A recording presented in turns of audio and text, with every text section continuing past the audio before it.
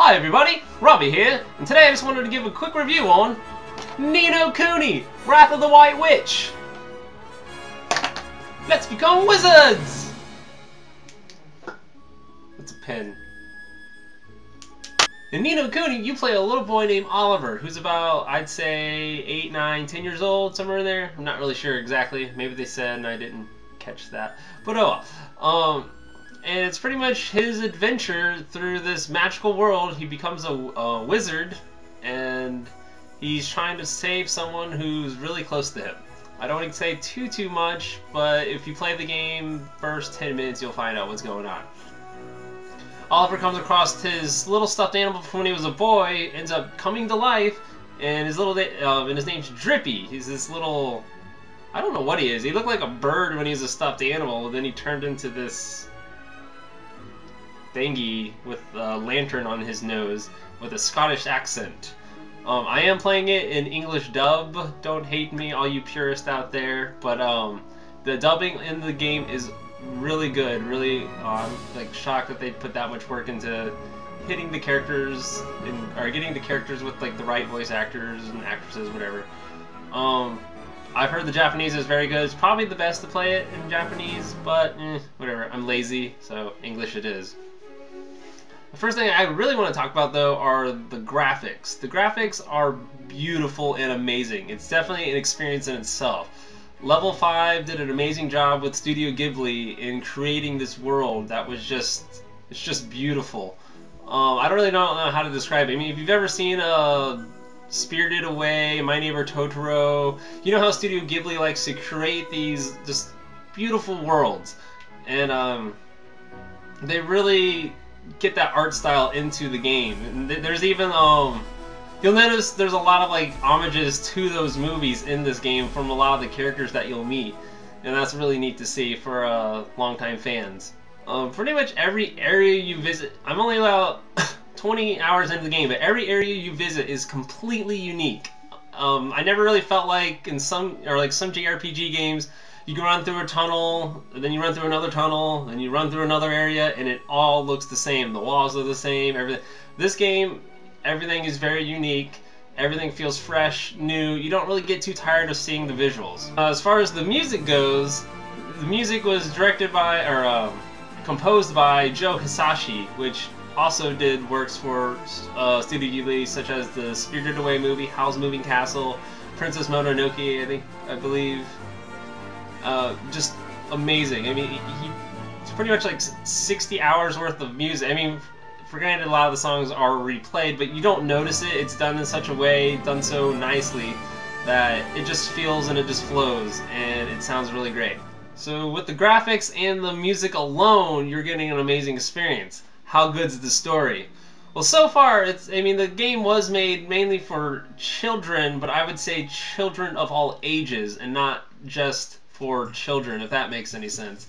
Anyone who has a childlike heart, who loves just feeling like a kid every once in a while, this game is for you.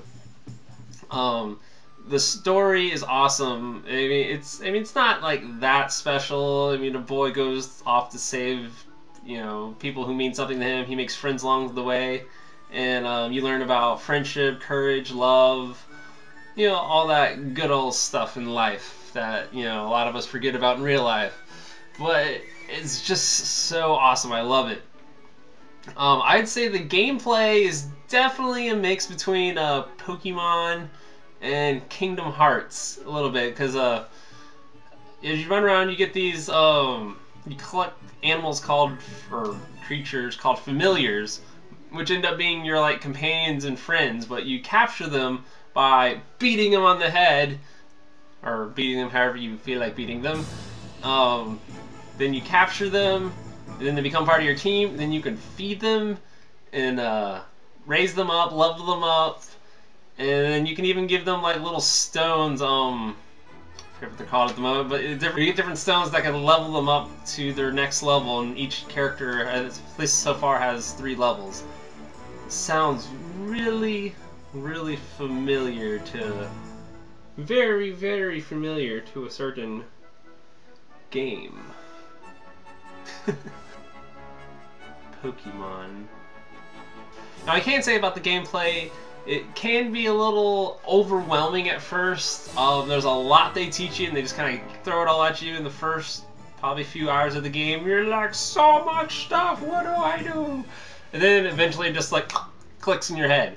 At least it did for me. I hope it does for you. It's not actually that hard. The battle system did take a little getting used to, but now I love it. I can say defend, defend, defend. I cannot stress that enough because I still keep forgetting to defend, and then I painfully die, and then I have to start over. Oh, start back at my last save point or checkpoint. Or I can say when you do die, the game is very forgiving though, because well, hopefully you saved your game recently. But if you didn't, you can just pay 10% of all the money you have, and it puts you right back to right before the battle that you died at. For me, I don't have a lot of money in the game, so I'm not really losing much. So hopefully that's the case for you as well, or I don't know. But yeah, all in all, I'd give this game 5 out of 5. By no means is the game perfect or anything. I mean, it does have its flaws here and there, but just mixing everything I just spoke about, the graphics, the gameplay, the story, the music, just everything all comes together that you can easily look over the small little flaws that the game may have. I would almost say, I mean, no game is perfect, but this comes pretty close as far as, a classic JRPG, which we have not had in a long time, at least a really good one. And if we have, I haven't played it, and it's the first big one I've seen in a while. Sadly, this is a PS3 exclusive. Me being a Sony fanboy, I'm like, yes! But I do feel bad. This is a game I wish everyone could play if you have an Xbox or a Wii U or Wii or whatever game system. Now, the game did come out for the Nintendo DS, I want to say 2 or 3 years ago. I don't know how up to date, I don't know too much about that version of the game, but that was only in Japan that it was released. But in America, Europe, everywhere else, PS3 exclusive. If you do have a PS3, get a hold of this game. You will not regret it. It is worth every penny that you'll pay for it. I paid $60 for it. I don't regret it. And I hope you get the game and enjoy it too. Again, I'm Robbie, and if you liked my review, leave a comment below. Hit the like button if you want. And hope to see you guys next time. Bye bye! Whoosh. Oliver, why did you set out on this journey in the first place? Well, my mom died, but there's a way to help her here in this world. You must be the one the legends say will save our world! Another world? Your world and my world are connected.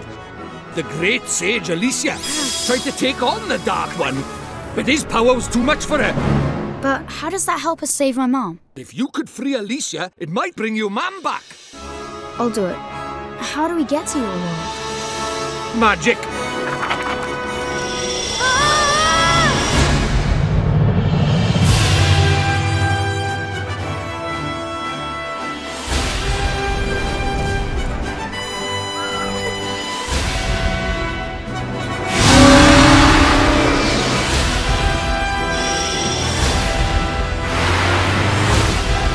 Nobody stands up to Shadar and survives. I know that, but I have to. All right, I'll show you where to find him. This Oliver, this savior, I will taint his heart with the blackness of despair.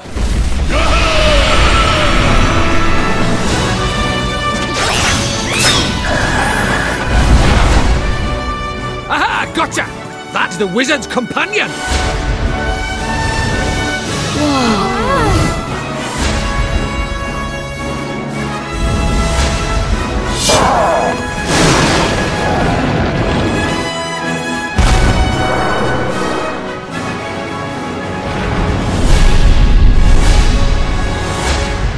I've gotta go.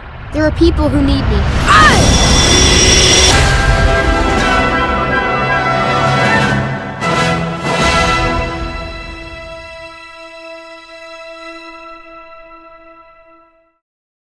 I wanna be the very best, like no one ever was.